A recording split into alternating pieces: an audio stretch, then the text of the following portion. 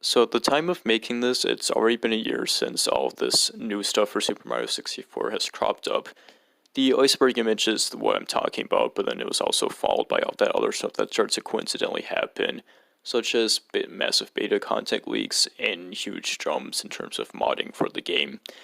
And of course, the most popular thing to come from all of this was the personalized copy stuff, and this has led a lot of people to reminisce and share their old childhood memories, particularly ones where they remember the game being different. And this is what I'm going to be going over in this video, and I've shared my own story alongside all of these. And if you've been following me for the past year, you know I've been loving every second of this.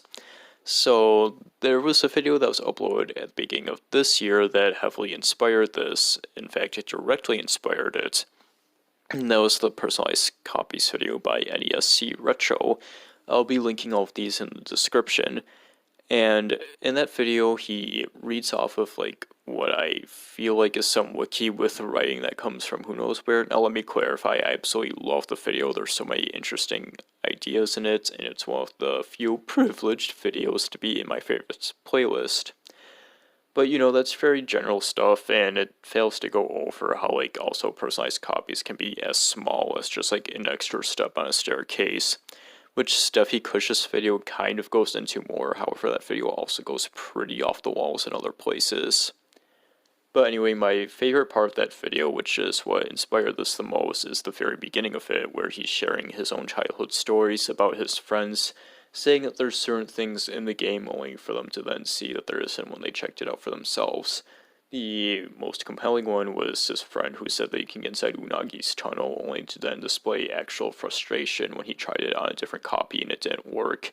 He then went on to list other things such as people swearing that there's a rainbow cap switch in the game.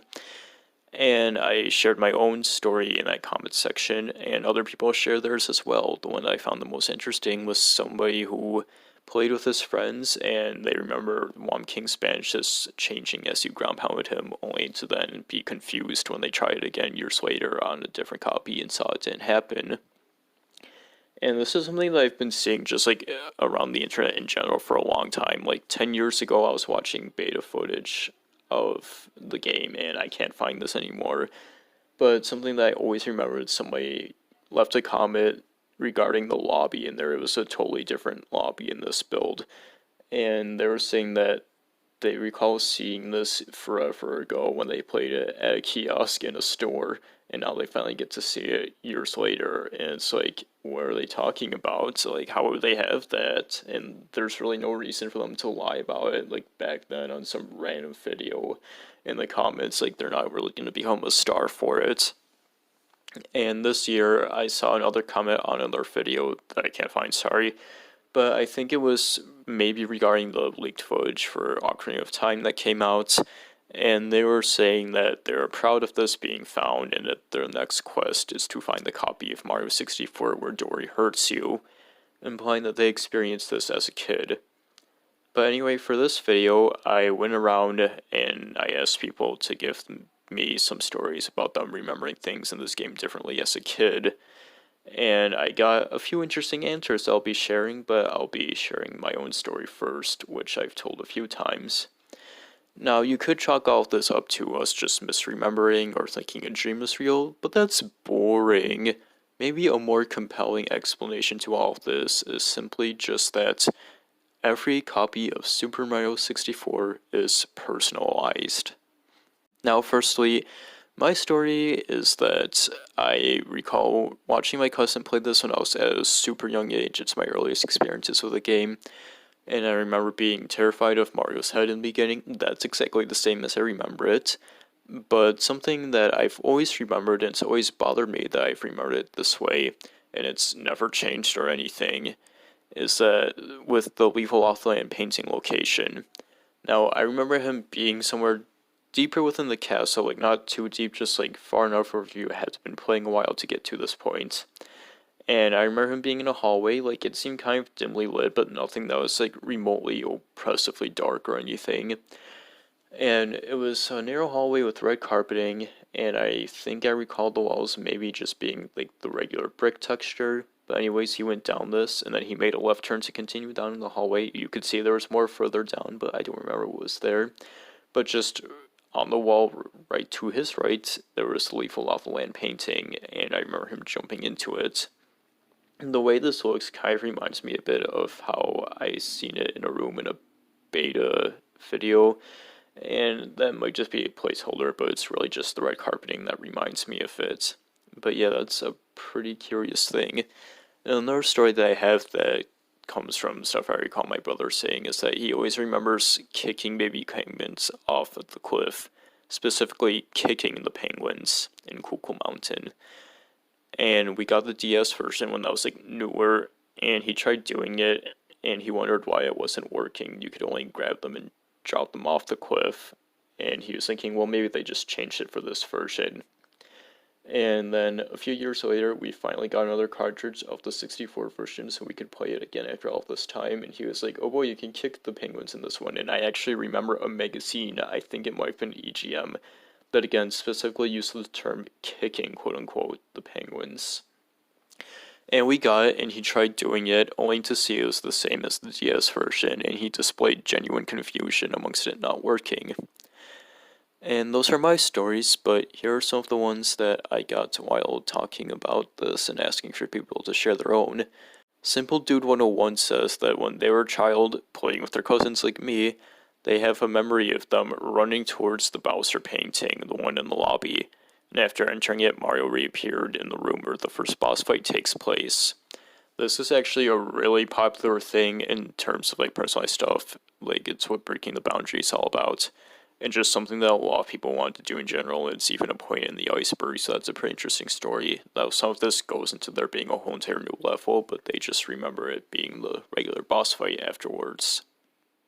JTDI says that they specifically remember Bob-omb Village, which is especially interesting, in that it wasn't on Bob-omb Battlefield, but in Tall Tall Mountain.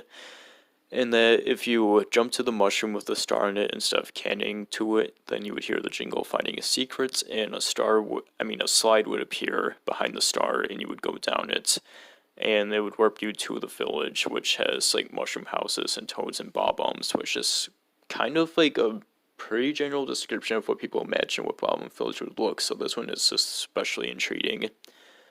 It reminds me of the Rainbow Ride Village a bit too. And then elsewhere, this one was one of my favorites, Glowing Orb on Reddit, said that they remember an illusionary wall and the staircase that goes between the second and third castle floors. I'm pretty sure they're referring to the Spartle one, which was always kind of a neat little room, in that you could reach through it with some wall jumps, and behind the wall was a small room with a snowy painting, which would take you to a third snow level, taking place at night this time. And that it consisted of a large frozen lake with small islands in it. They were both snowmen and, curiously enough, eyeballs, which is a really cool and fascinating specific memory to have as a kid of this game. What a fun personalized copy. But yeah, this one was probably my favorite, just the idea of it. Like, I'm sure a night snow level would look really fucking cool in this game. I'm surprised that I haven't really seen like mods of it or anything. And then not only that, but House the Man You Blinken replied to this comment saying that they remember this, and that sounds really familiar. They thought they could just be misremembering Snowman's Land, but who knows? They specifically remember that entrance method. And then, yeah, those are the big ones I got. Other things I included is just like the DS version, which I don't really want to go into because that's just it's a whole entire other can of worms about them talking about yet again a snow level, Cool Mountain, and jumping into the left one. The rest of the message just goes on to them speculating what it is and thinking that maybe it's proof that some personalization to a degree can actually happen. And then another one of people talking about having dreams of the game, which is another very commonly shared thing. And then, I got other comments of people talking about other Mario games, but I'm just specifically thinking about 64 on the 64. Now, again, you can just chalk this up to like mundane things like misremembering, but that just goes into like other general frustrating things, such as like why would you misremember things so hardly, and underestimating like the human mind, as well as like the ability to separate dreams from reality. And that's going way too deep for all this. Like, it's just more fun to remember it this way and think that it's just personalized copies. Like, I mean, I know, like, be joking tongue-in-cheek about it, but at the same time, it's like, I want to believe, and it's just really a cool idea, and gives some, like, hope that maybe you can find some really cool shit in the game that you haven't before. I mean, if you want to explain why we don't see this anymore, then maybe it's just because the AI stopped working by, like, the 2000s, programmed that way intentionally or not.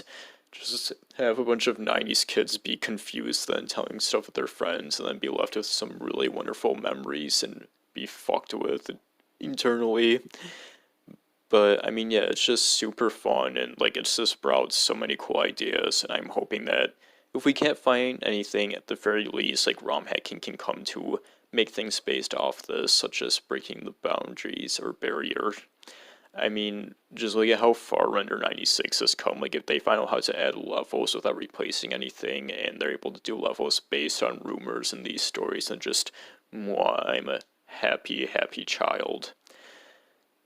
But yeah, like, it's just so fun and fascinating with Super Mario 64 and everything that's just been popping up with it for the past year, as I said in the intro. And I hope people keep on sharing their stories like this and keep on discovering things about it and keep on pushing further and further with what we can do with the game today. And that about does it for what I want to talk about. And I'll see you all whenever next time is. Take care.